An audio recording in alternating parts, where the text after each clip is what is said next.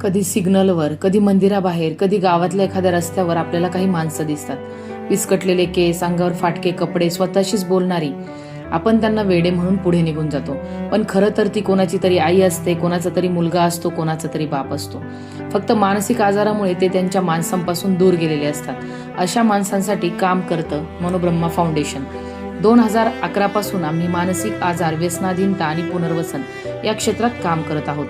आमच्या संवाद psychiatric and डिॲडिक्शन rehabilitation सेंटरमध्ये मानसिक आजार आणि व्यसनांच्या समस्यांनी ग्रस्त असलेल्या व्यक्तींवर उपचार केले जातात. पण आमचं काम फक्त औषध देण्यापुरतं नाही. आम्ही त्यांच्याशी बोलतो, त्यांना समजून घेतो आणि त्यांचा आत्मविश्वास त्यांना परत देण्याचा प्रयत्न करतो. योग, ध्यान, आयुर्वेद, पंचकर्म, कला, संगीत, शेती आणि विविध उपक्रमांच्या माध्यमातून त्यांना पुन्हा आयुष्याशी जोडतो. अनेक जण आज बरे होऊन पुन्हा त्यांच्या कुटुंबात गेलेले आहेत. अनेकांनी व्यसनमुक्त आयुष्याची नवी सुरुवात केलेली आहे आणि अनेकांच्या चेहऱ्यावरचं हरवलेलं हसू पुन्हा परत आलेलं आहे. आता आमचं स्वप्न एक आहे, ते म्हणजे मनोग्राम. निसर्गाच्या सानिध्यात मानसिक आरोग्याची मशागत, जिथे निराधार मनोरुग्णांना फक्त राहायला जागा नाही, तर माणुसकी, आधार, उपचार आणि नव्याने जगण्याची संधी मिळेल.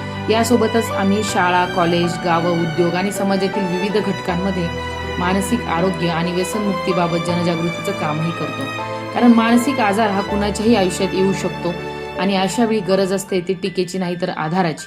माणूस हरवलेला असतो, फक्त त्याला पुन्हा माणसात आणायचं असतं. या सर्व कार्यासाठी तुमच्यासारखे लोकांचा आम्हाला सपोर्ट मिळतो, त्याबद्दल खरंच खूप खूप धन्यवाद.